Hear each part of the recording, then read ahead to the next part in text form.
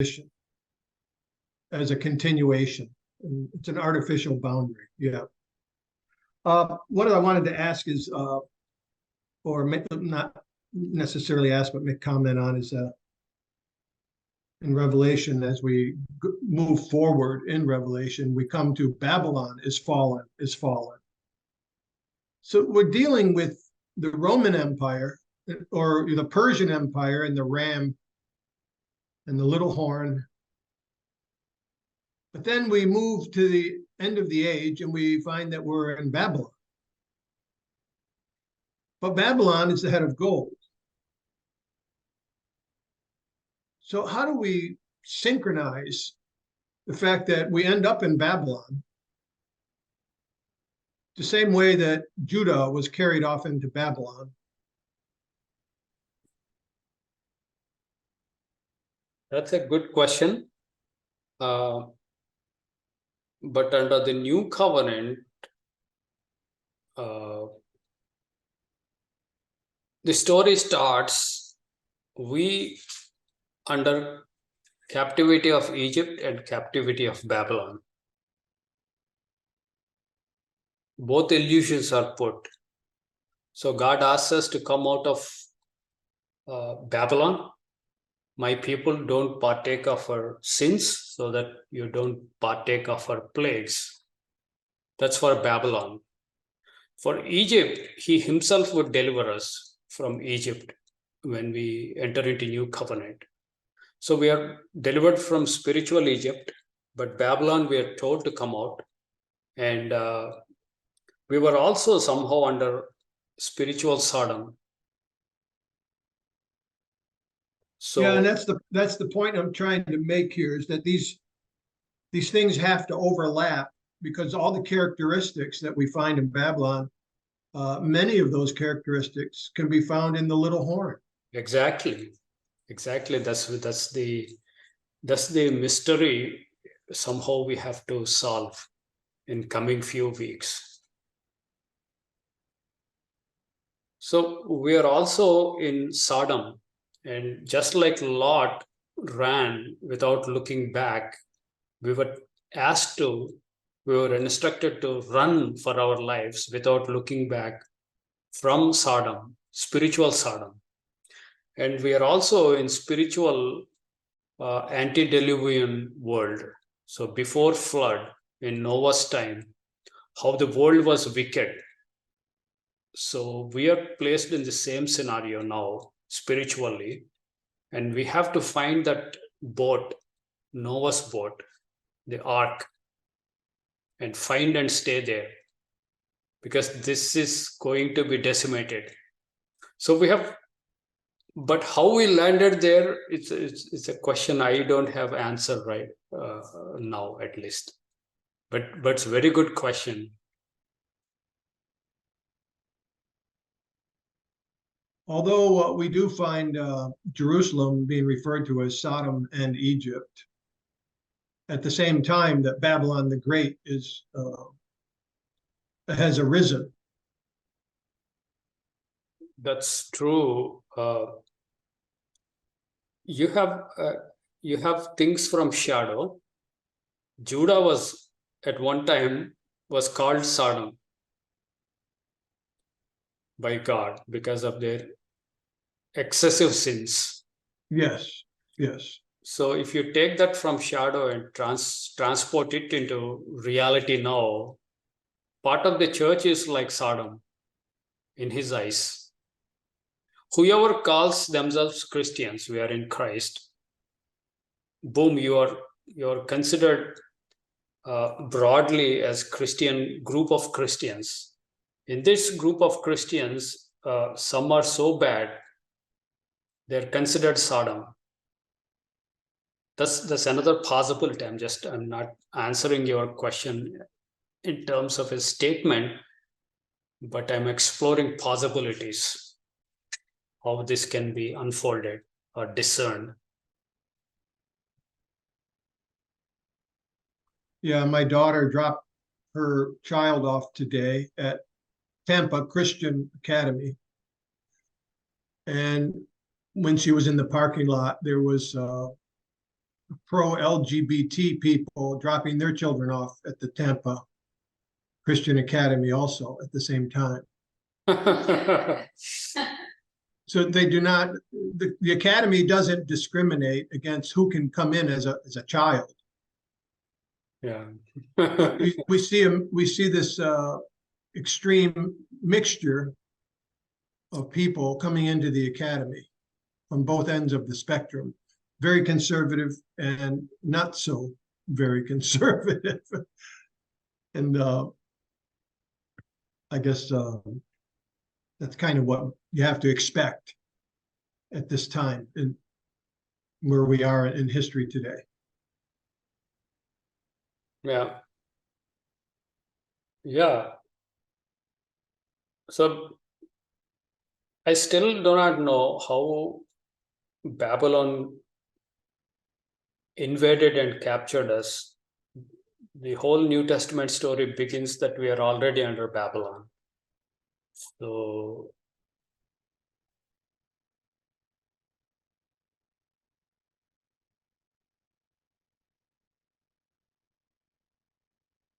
Well, somehow there's an umbrella of Babylon over the time that the little horn does its work.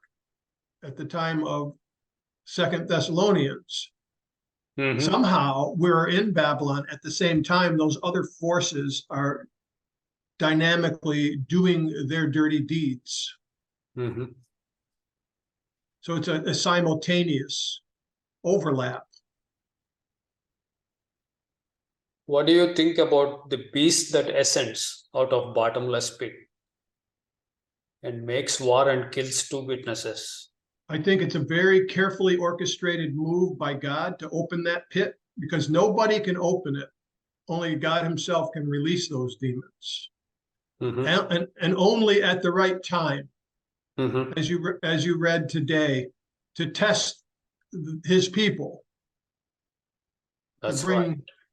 To bring testing and to bring about the war against the saints. So I say the bottomless pit cannot be opened by anyone other than God himself at the right time for his purposes. Just as everything he allows Satan to do is ultimately for his purposes, like a puppet. And that includes the martyrdom of the saints. There's nothing that will ever happen that is outside of the control of Jesus Christ and the Father. So in this, we should have tremendous consolation and comfort, and we ought to understand that in good times and in bad times, they are the ones that call the shots throughout prophetic history. Even though humans tend to have doubt and to wonder why he would allow such a thing, just as human beings have always said, why does God allow suffering in the world? Why does he allow famine in Sudan and in Darfur? Why does he allow tsunamis and all those other things that bring about tremendous suffering? It will be the same under the heavy hand of satanic deception. The people, including the saints, will say, why is he allowing this? But I think the answer has to be, he does what he pleases, whenever he pleases, for his purposes. And we have to expect that that's the way things are. Satan never has the upper hand, but he's permitted to do certain things for God's purpose. I think that's how I look at it. Yeah, that's right. So while we want to understand these things, we must not be in terror of them. We're not supposed to lose sleep over it. No, that doesn't help. Losing sleep will not help you spiritually. You have to, I mean, you should not be terrified, but you should do it like preparation. You know, some times are coming and you prepare for them also. How do you prepare is the next question. We were talking about that like sometime back, like in breakfast meeting. Tom and few others. I don't know if you were there when Stephen was martyred. He was shown the vision of heaven, Son of God standing on the right hand side of majesty. When he was about to lay down his life, when people are stoning him, he saw the vision, he saw the heavens, God's throne and God's glory. And then he prayed for his murderers, forgive them, and he breathed last. So the vision of heaven or God's throne helped him. At least we see one scripture as example. So God's throne, when you come to God's throne, that's a powerful, positive thing to meditate, thing to look to. So we are thinking in terms of having the feast theme as God's throne and keep the vision.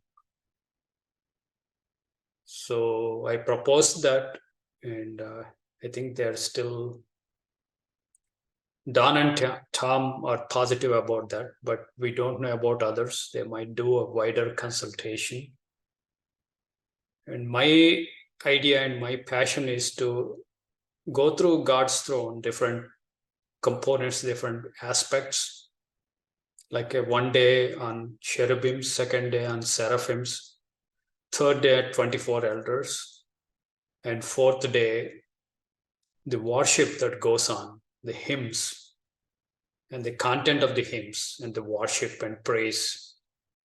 And other day, the thunderstorm that is associated with God's throne.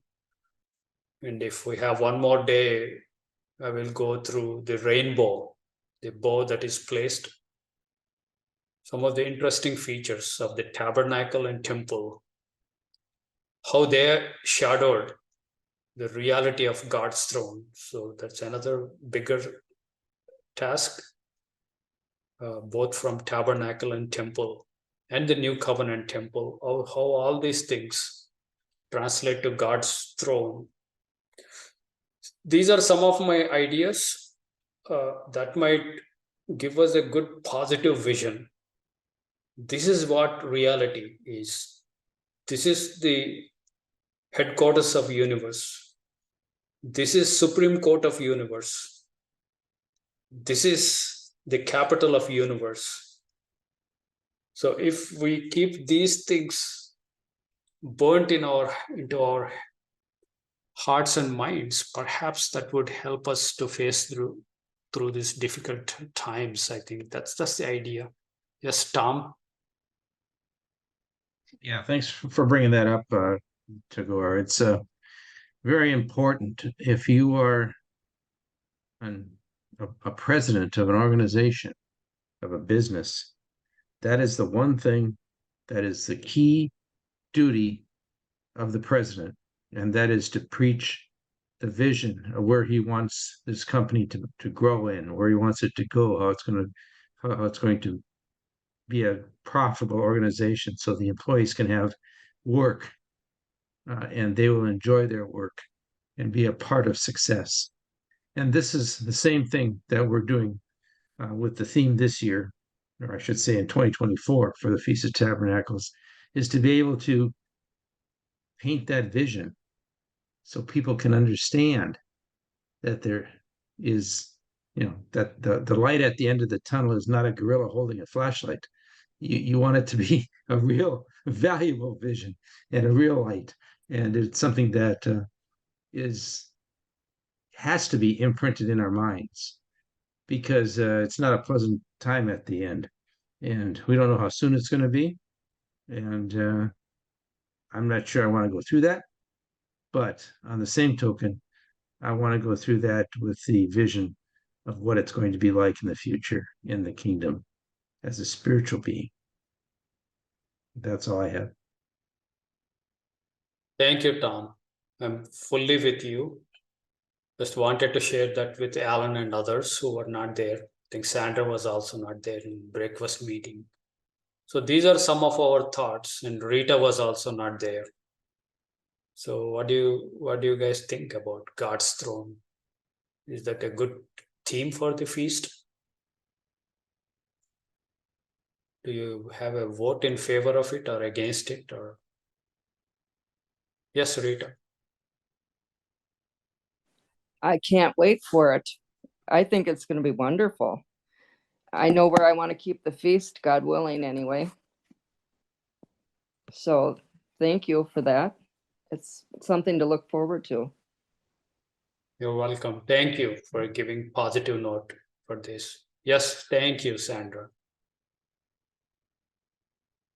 Because I was skeptical, because cherubim, seraphims, all these things are strange, and some people are afraid of them. So they might think this is not important. We are not attracted to them. That's why I'm a little bit hesitant. Well, it's extremely important to familiarize ourselves with the spiritual concepts of throne, because Christ says to one of the churches in the 7 churches, I will grant you to sit on my throne with me, even as I have sat on my Father's throne. So it's an appointment to sit on his throne with him. And if he said it, that's what's going to happen. Certainly, that's a promise that he's making. What does that actually mean? I don't know what that means. But thrones in the physical realm are the place of royalty and of extreme power and privilege. It's a place of responsibility. So if you are appointed to be one that is going to sit on the throne with Christ, even as he sat on his Father's throne, sat down at the right hand of the power on high, then it's extremely important for us to meditate on that and to try to understand as best we can all the scriptures that allude to that, and to try to cement in our minds a vision of that. Because it's a vision of beauty, the beauty of holiness. It's a vision of strength for you to get you through difficult times. And let's face it, the scriptures are loaded with things concerning God's throne. We see it in Exodus, where the 70 elders see God. We see it in Isaiah chapter 6, where he gets his mission given to him. And we see it in Ezekiel. So there's so many places to draw from to get additional features, additional vision. It's one of the most important things that we can do, is to have a strong vision. And also, it says, let no man take your crown. People who have a crown sit on thrones, right? And he tells the 12, you will sit on 12 thrones, judging the tribes. Yeah. Let no man take your crown is an association with thrones. A very good point. So it is probably a great undertaking to use that as a theme.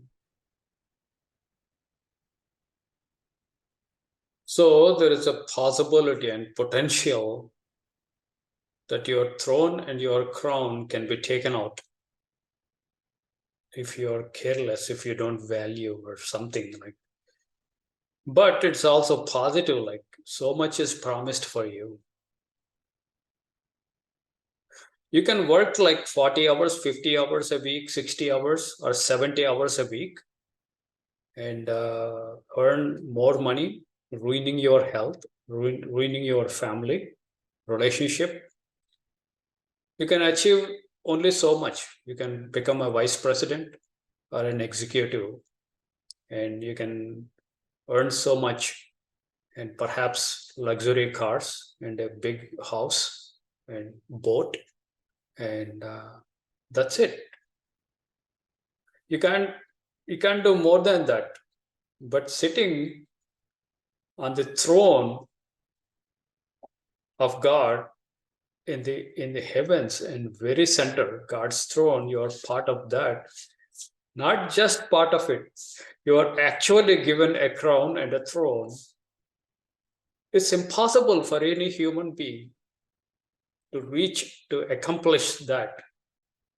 But such a high elevation is given to us, promised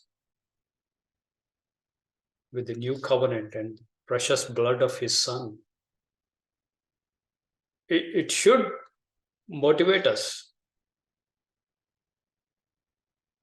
Yes, and we can contrast that, the real throne, the eternal throne, against this throne of the little horn, and show the insufficiency of this little horn's throne, and show the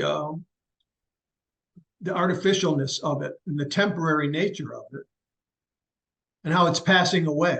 You know, this term, passing away, the things of this world are passing away. Yeah.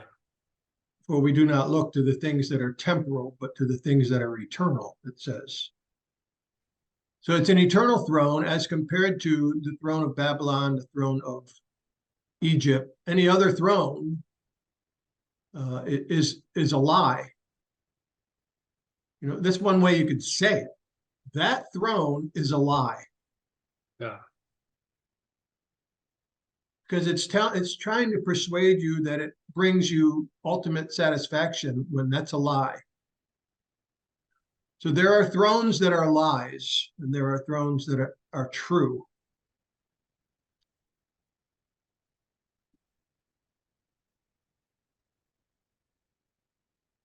Yeah, there's a perishable wreath and imperishable wreath. So this little horn tricks us to seek which is perishable and temporal and of no value compared to what God is offering. So we have to ask this question. These individuals involved with the little horn and this man of sin in 2 Thessalonians, what do they think the end game is? How can you think that you're not going to die and it's all over with for you? What are they thinking that they are motivated to do this? Temporal glory? Is that what the little horn wants? The little horn could be a system and not an individual. But even then, a system that is pressing into those demonic things, what do they think the end game is on this? Yeah, the temporary things appear to be more real and more glorious than the eternal things. Actually, you are blurred to eternal things. You're made to be partially blind or fully blind to the spiritual and eternal things. So you have this physical reality is the only reality. So you are starved of the glorious eternal spiritual reality of the heavenly things and throne of God. So that is all obscured and covered up. That's one of the deceptions. So that this is presented. Yes, you make more money. You make more houses, more cars, and you get that promotion. You become that big guy. So this physical flesh reality is promoted and pampered so much while you're being blinded or obscured to the spiritual, eternal things. So our job has to reverse that, as you are saying. Whenever we describe little horn, we should be saying it is convincing people that physical things are much more glorious than the eternal things.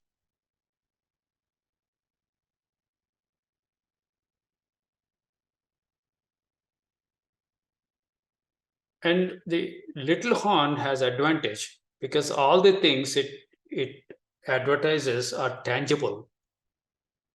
You can look, feel, and touch through your five senses, and you can tell others and show others. The eternal things and spiritual things are not tangible.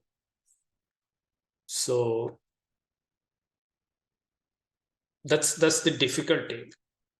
And everything boils down to faith. You have to believe word of God for what it says. That's another hard thing for people to hang on to what God says. Don't worry about your physical life. I'm going to resurrect you into my glorious heavenly throne, where you would be part of my kingdom, my glory, my thrones. So you have to believe in faith. Hold on to that faith. That's the biggest challenge. While your Christian friends are fully pursuing the world, for them, the physical reality is the only reality. For you, physical reality is deprioritized reality.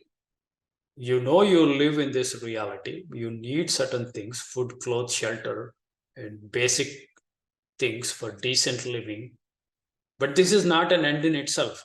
You're chasing and pursuing the spiritual reality, things of God. So that kind of spiritual state of mind, that burning desire for God, that somehow has to be inculcated among us, ourselves, and help others, other Christians, to come to this point, I think. Good night, D. Hanson. I don't know who you are, but good night. Thanks for coming in.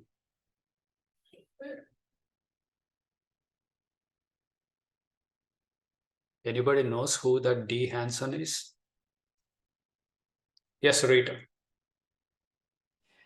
That's actually Deb and Steve Hansen, and I shared the link with them. They were very interested in listening and learning some of this. And she works, so I'm sure they had to, get to bed. But anyway, I'm anxious to find out what they thought. Sure. But that's who they are. Okay, thank you. Thank you for You're inviting welcome. others. Yeah. Yeah. Hope they are not offended. Some of the things we speak boldly sometimes. No, they're good friends. Well, thank you. You can explain some of the things that could be perceived as harsh, but that's fine if they're your friends.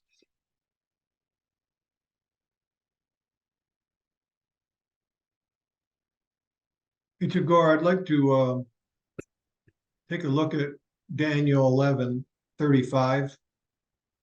Okay, let me share.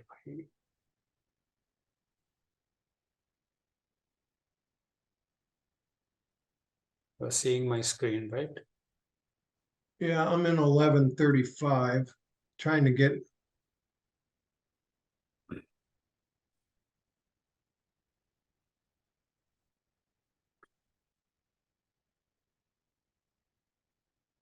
If you go all the way back to 33, they shall instruct many, yet fall by the sword, by flame, captivity, spoil, many days. So it's talking about a lot of martyrdom going on. 34, and when they shall fall, they shall be helped a little help, but many shall cleave with flatteries, and some of them of understanding shall fall also, to try them and purge them. So here it uses the word white, to purge and to make them white, even to the time of the end. This whiteness that it's talking about, or you could even say clean or righteous, the righteous deeds of the saints, or you could say clean in his sight. If we go over to Revelation 7, they've washed their robes and made them white. Remember that verse? Yeah. I'm trying to understand if maybe these verses kind of fit together. This has to do with Revelation 7:9. We can go there.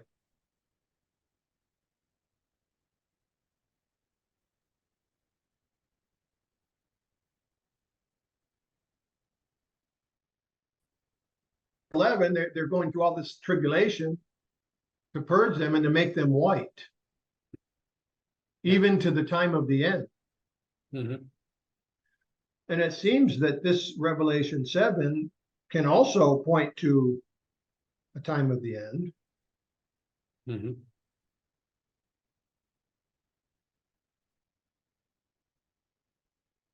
Resurrected Christ has his head and hair white as snow and white as wool.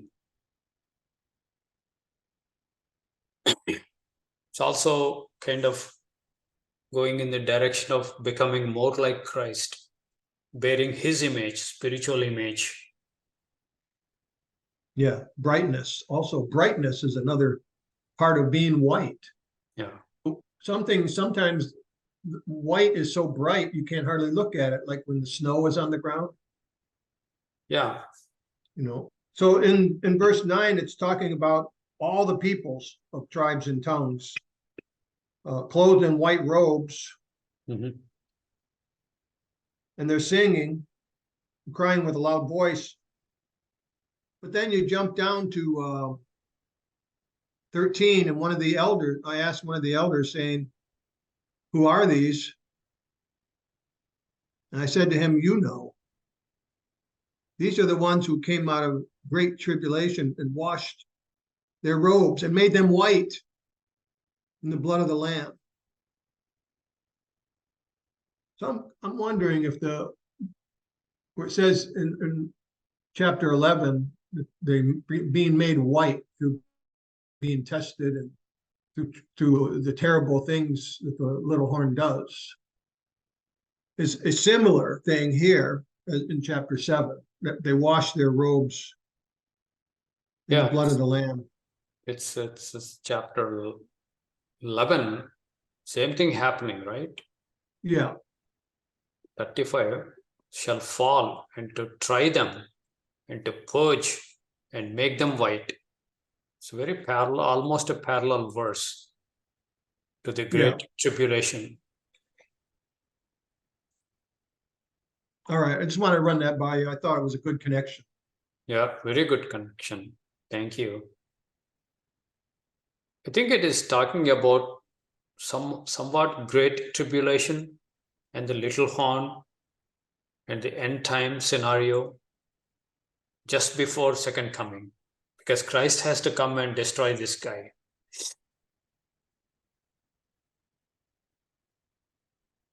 Then if you go back to the fifth seal, we see those under the altar. That's Revelation 6:10.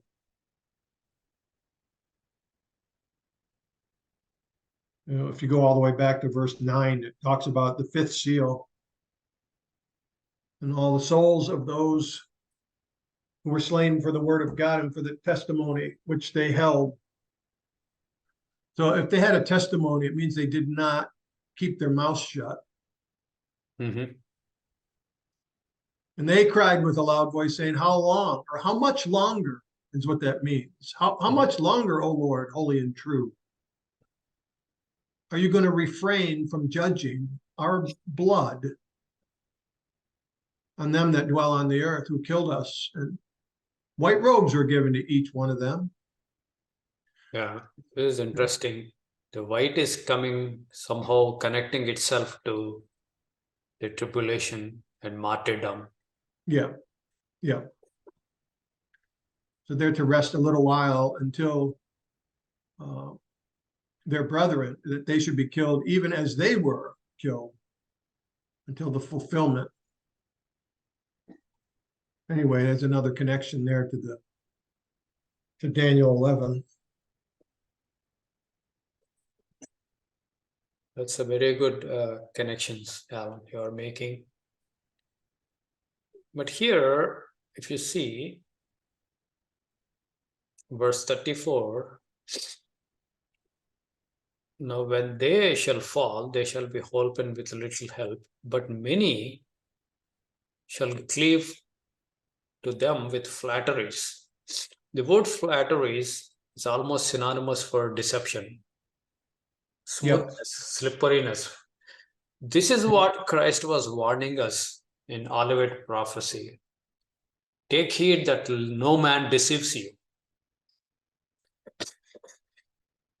Deception is the first attack, and second is your physical life.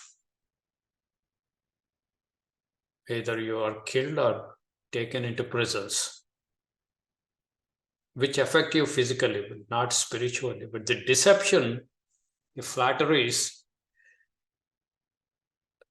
that can also affect you spiritually. You voluntarily give away your your covenantal status, that is your spiritual eternal glory. You voluntarily give up because of the flatteries and the deception. You go after physical, go after worldly glory. Well, it doesn't even have to be physical. It can be philosophies and Oh yeah, ideologies. Like people create an idol out of various political systems.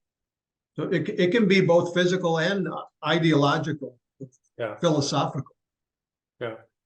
Many people today are taken by philosophy and aspects of philosophy that is very progressive. So And they're behind those philosophies are demonic forces that are forces of flattery,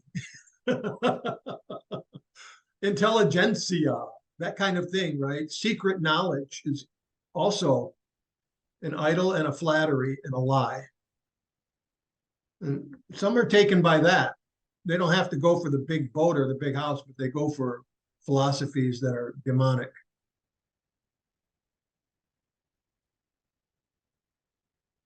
they're alternate gospels kind of thing. The true gospel gives you some satisfaction, but the false gospels give you almost like flatteries. They also give you some satisfaction, but they're dead ends.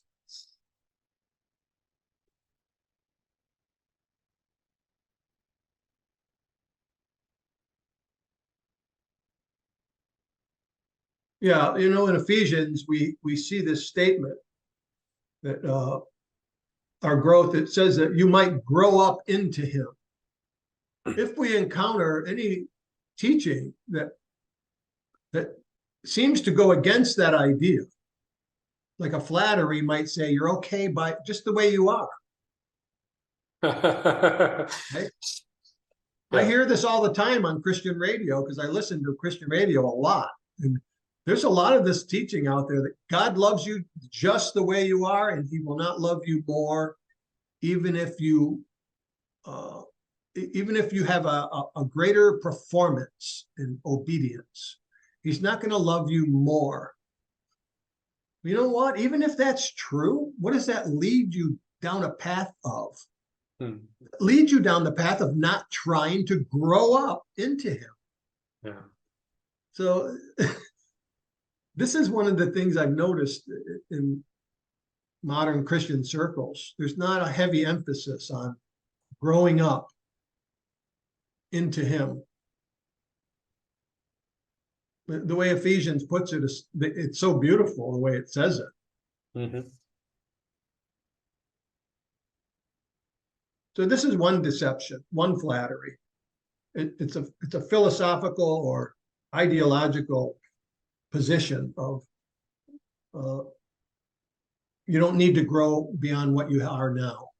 You're fully accepted the way you are, and you're pursuing growth. Maybe you're just feeding your own ego by doing that. Or they kind of go against the idea of the need to continue to be perfected, the need to be purged, the need to be refined as gold is refined 7 times. So anytime I hear an idea or some kind of postulate that you're okay right where you're at, don't worry about it, it immediately sets off an alarm bell. So we have to have joy at the same time, knowing we have to continue to grow up. If you can't have both of those things side by side at the same time, then that's a problem. We have to recognize our need, our spiritual need in Him, and rejoice at the same time. And it's not easy to do that. It's not easy to find that balance. He also No. gives us peace, which the And world peace. does That's not right. have. So we are at peace, we are full of joy, we are at the trials. We should be working hard also to grow and mature. I think maturity is something we should be pursuing.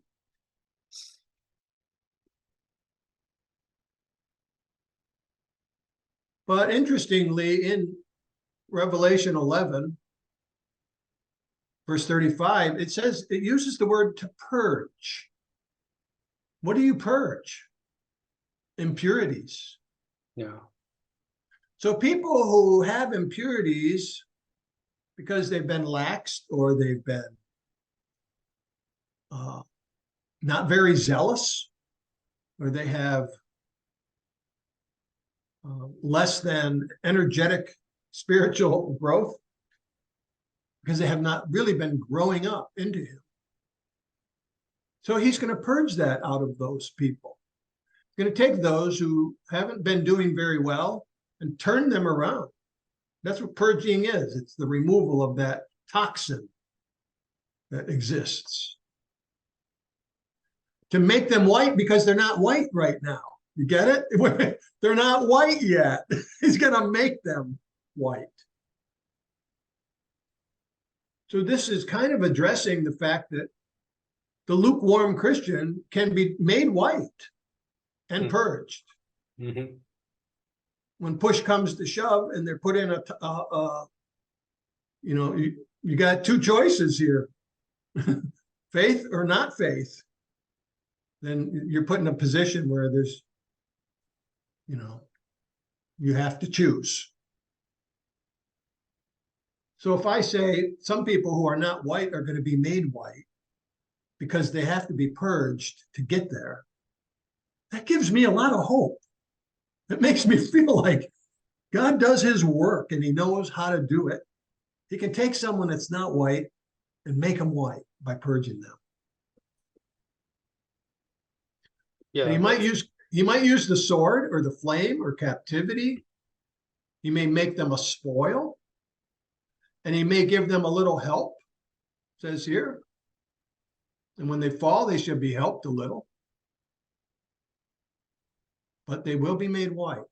So I think the overall picture here is it's a perfecting of His people who are not growing up into Him, but they will when God works on them individually. Does that make sense to you? Yeah, we have 2 portions, 2 factions in the church. Those who did not forsake the covenant, they get purified and they become white. And people who are in this other part who have forsaken, they're going away. I don't see any purification getting white or anything for that faction. They're cleaving to the flatteries, but many will cleave them with flatteries. They fall for this guy because he's very popular, he's charismatic.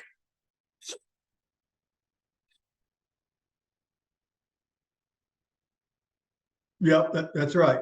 And many will be. And deception is going to catch many people who are not aware of the fact that they're being deceived. So few paradigm is applied here. Many are called, few are chosen. Many would walk in the broad way, but few would walk in the narrow and difficult way. So majority of Christians are so happy with this guy, and the same guy would be killing the true Christians, or some of the on borderline Christians also he will kill. But nobody has clue that this guy is actually killing, because he works behind the scenes as a killing machine. But on the surface, is very popular and very Christian-like, with a smiling face. We don't know how this plays out, or it is already happening, we don't know. But this is very contradictory descriptions of this guy.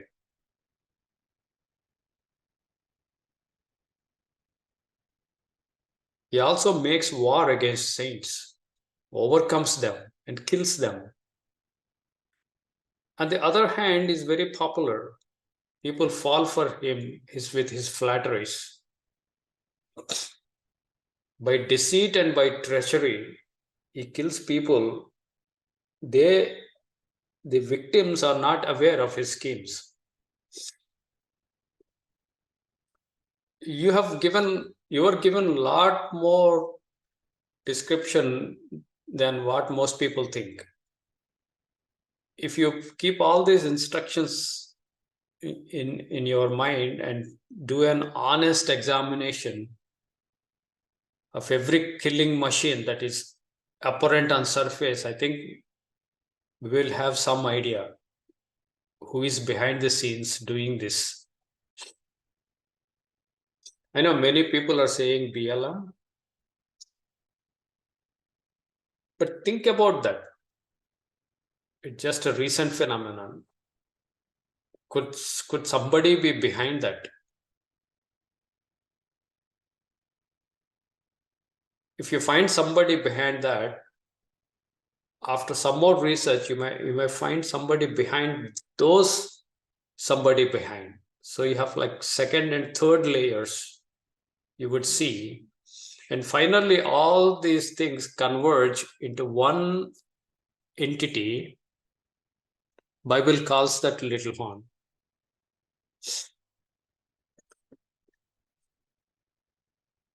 We call that's because there is still 7 other horns doing whatever they are under the power of the little horn that became great. Because it says the little horn waxes great. Yeah. It's the little horn doesn't stay little. It waxes great. Now, I don't know if that means magnitude of size or power or what, but it doesn't stay little, apparently. But the other 7, what are they doing?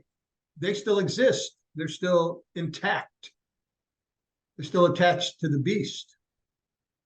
They're attached to the beast, but they're not in any way comparable to this little horn. No, but they're subordinate to them. They somehow are terrorized by this and hope they can survive. But they must be under his control. I mean, oh yeah, they have to be subordinate to that power. Mm-hmm.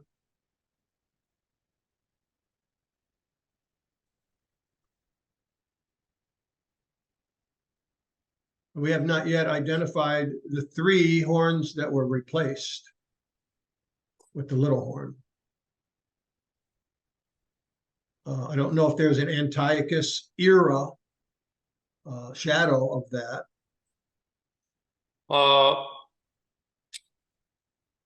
We don't see that in shadow, because shadow comes from Grecian Empire. The horns come from the reality beast empires, not the statue empires. So it's not from Rome. Rome does not have 10 horns. But the dreadful and terrible beast has 10 horns. So the modern superpower, the sole surviving superpower when the second coming happens. So that has 10 horns. You don't find that in Rome or in Antiochus Epiphanes. People tried to come up with 10 horns, but they couldn't reconcile with the Grecian kingdom. Yeah. You find only some things in shadow, but the blown up thing comes in reality.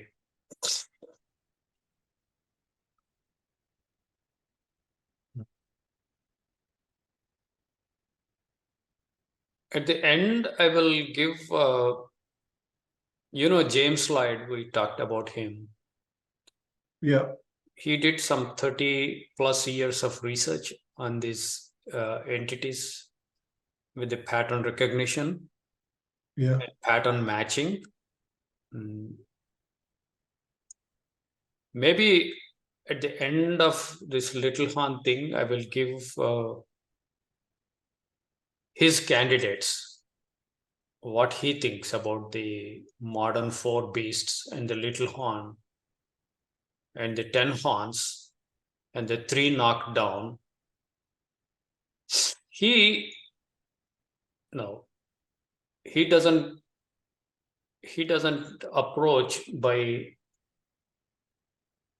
the things that he sees, in the sense, oh, this guy is very evil, he's killing bunch of guys, he should be the little horn. He won't go like that.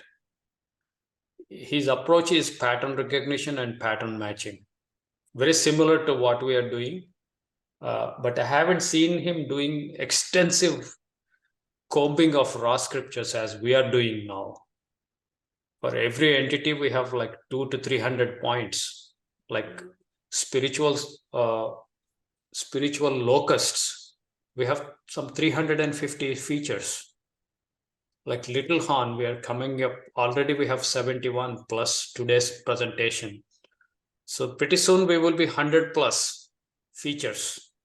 So he wouldn't go to that granularity, but he would do good justice. Like he identified many patterns, maybe 30, 40 patterns for little horn, about 15 to 20 patterns or features for the 4th beast, 3rd beast, 2nd and 1st beast.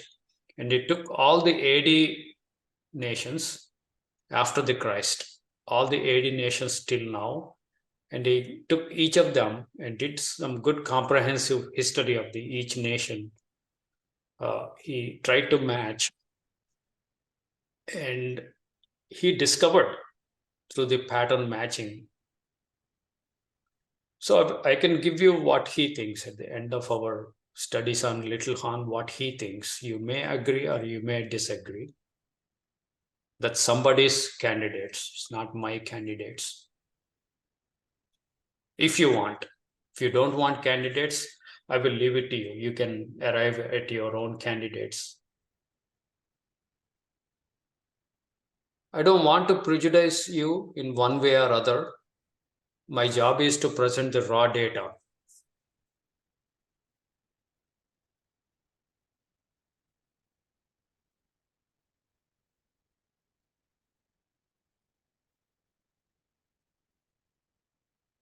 And see if he makes any sense.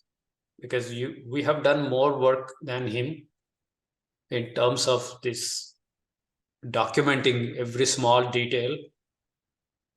So we'll see.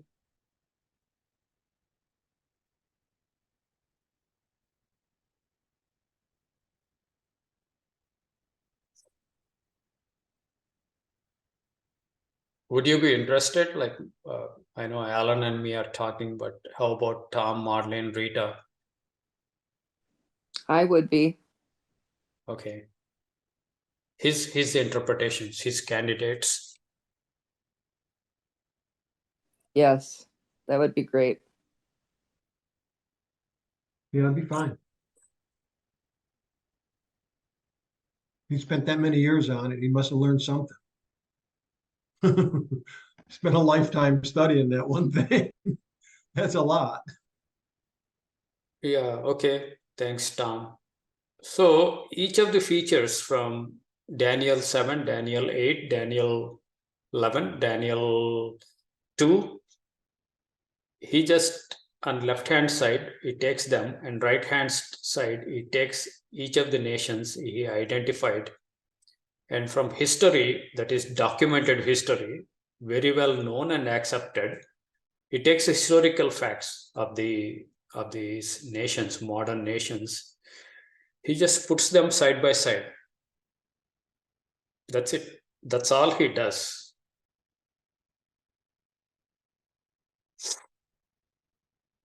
So you can challenge the historical facts that may not be true. That's one way you can disagree with him. Or if you accept historical facts, then they seem to match with the descriptions.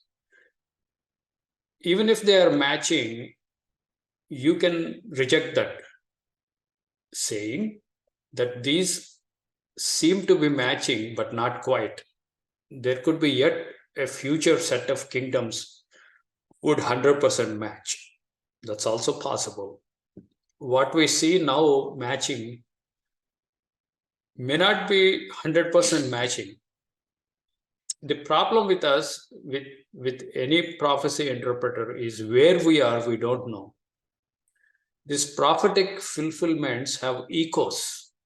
What I mean by echoes is, like in first few years, you have a run of these prophecies fulfilled in a very small way with some set of kingdoms or nations.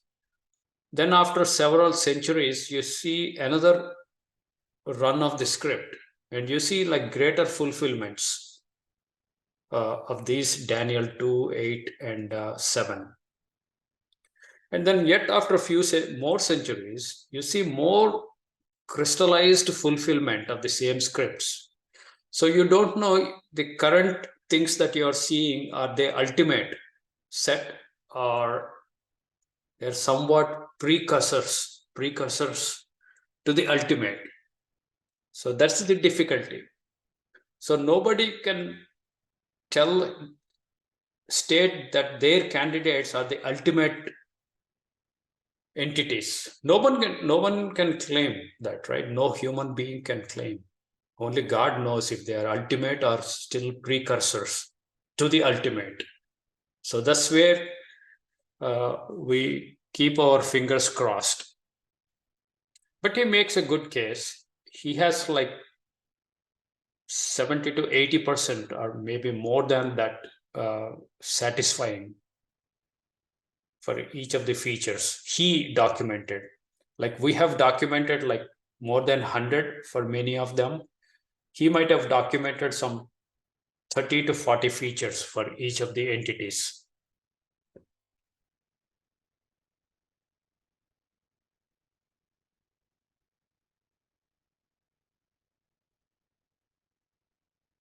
The problem is if we too soon come to candidates, we have that weakness to interpret all the scriptures in terms of the candidates.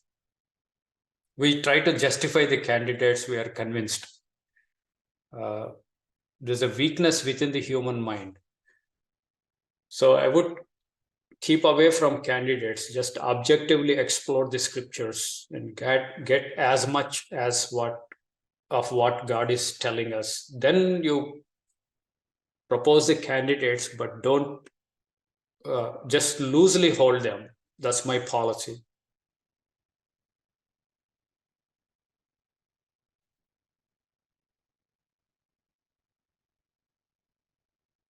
For example, the person who Willard proposed, he's damn sure that it is radical Islam. You can't really say that level of confidence without even doing like basic research. At most, you can say this is more likely candidate based on my research, because these are the features I see from scriptures, and these features of this radical Islam is matching. So he should present a case why he thinks radical Islam is the little horn. If he concludes that it is little horn. So most prophecy teachers, they don't give us this harmonization or matching up the patterns. They just tell us and expect us to believe. I'm not going to believe. If somebody comes and tells like Catholic Church is the little horn, I will ask for justification. Give me the list from scriptures and give me the list of Catholic Church features and tell me how many are matching. That's the basic question everybody should ask. All of us should ask ourselves as well as any teacher that is teaching prophecy. If you're not doing that, I think there's a dishonesty there.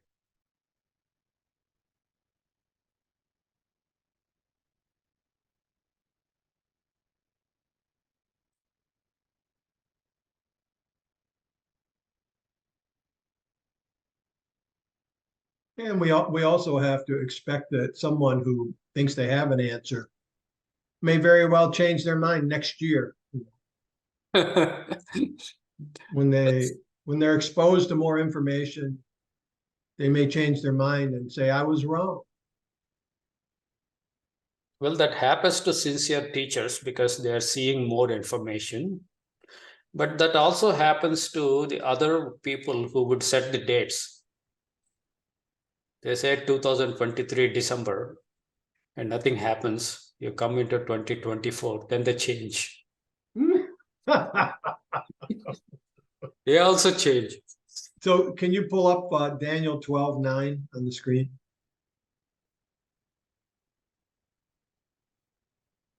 Oh, you want to go to Daniel 12? Yeah, that's nice. Oh, yeah. Daniel 12:9.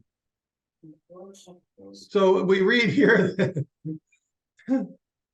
Daniel says, what shall be the end of these things? What's he talking about? He's talking about the end of everything that was written in chapter 11 and 12. This is not just pertaining to a couple of verses before. He's talking about the entire prophetic revelation. Right? Yeah.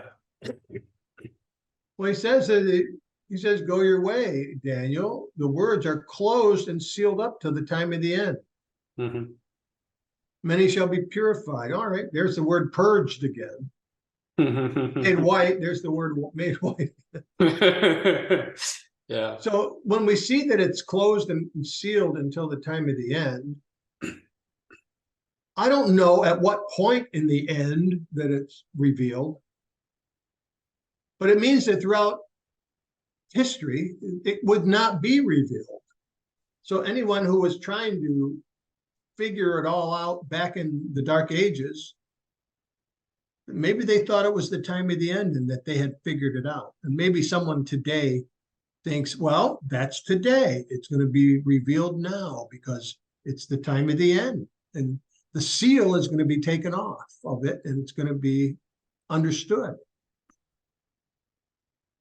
I can see why someone would do that. They think they understand it because the seal is coming off now. It's the time of the end. Yeah. But it says here, it's not going to be revealed until the end of the age. Yeah, there is no way human beings would understand until they are unlocked from heaven. Now is the time to unlock these prophecies, unseal them. So that has to happen in heaven first, and then we begin to see things. I believe that at least little horn should arrive on scene. Around that time, things about little horn would be unsealed. There is no use of unsealing these things when little horn is nowhere on the scene. It doesn't serve purpose of Christians there. That's one way to see, I think. What is the use of little horn in the end of 2023? Telling that to Daniel. In what way would it benefit Daniel? It wouldn't, right? It is not for his generation. No. And now he is building up these concepts, like Thessalonians is a big key that is open. Yeah. He is clearly coming out. He will be destroyed by the breath of his nostrils and brightness of his coming. So he's tying up to the very end. He's pushing the little horn all the way to the end.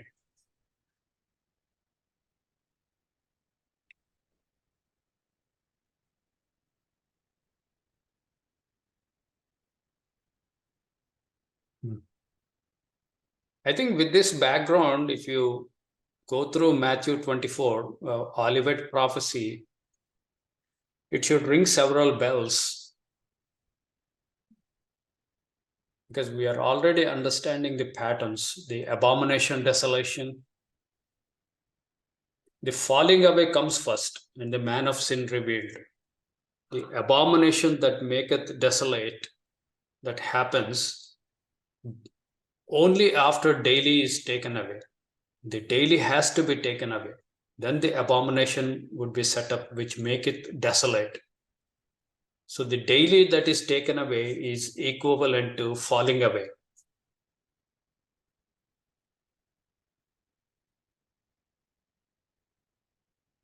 The falling away is the equivalent of bringing that which is unclean into your temple. Exactly.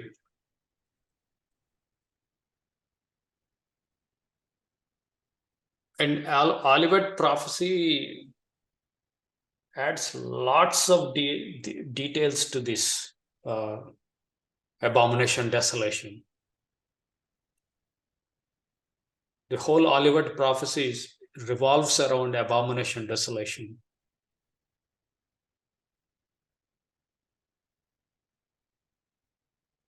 It's just fascinating. I have not James Lloyd, I have another teacher. His name is Chris White. He studied Olivet prophecy for 25 plus years. I consult him heavily for Olivet prophecy. Chris White is, I don't think he is smart, but the sheer hard work and prayer, God would grant liberally and generously to anybody who is working for so long, persistently. He explained daily, like, wow, just one word, tamid. He goes through so many scriptures and brings that. Maybe I'll play his tape. He has no video, only audio. One of these days, I will play his tape on daily. Would you be interested? Yeah. Is he on YouTube, or you have to go to his site? No, they're not on YouTube. They're not that sophisticated. Okay. They barely, they're like lay brethren. They have hard work and they hardly have technical skills. They don't have many skills. somebody helped them and recorded their presentation when they were speaking. And then I have that audio recording of that person.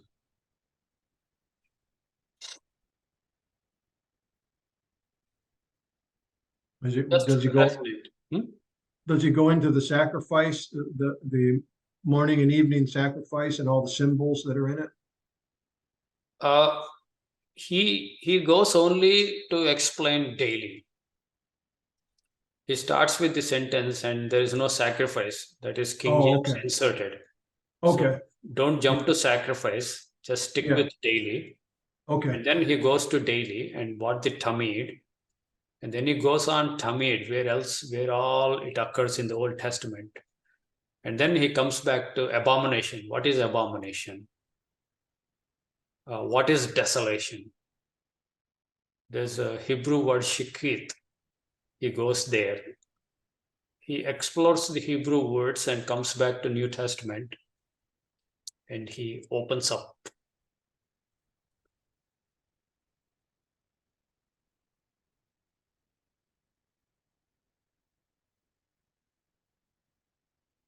Yeah, I mean, even if you don't want to play it, you could always put the link to his website in the chat room. Okay. I'll do that. He doesn't have website. Somebody else has website.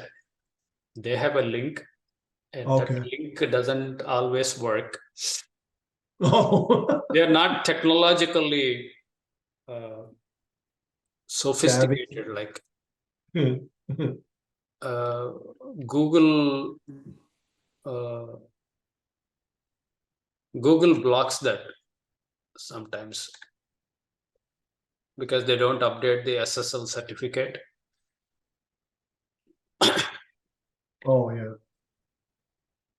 I have downloaded and saved on my hard disk.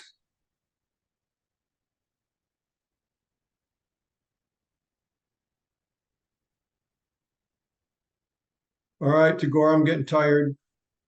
Okay, then. Thank you for your time. And I'm stopping recording.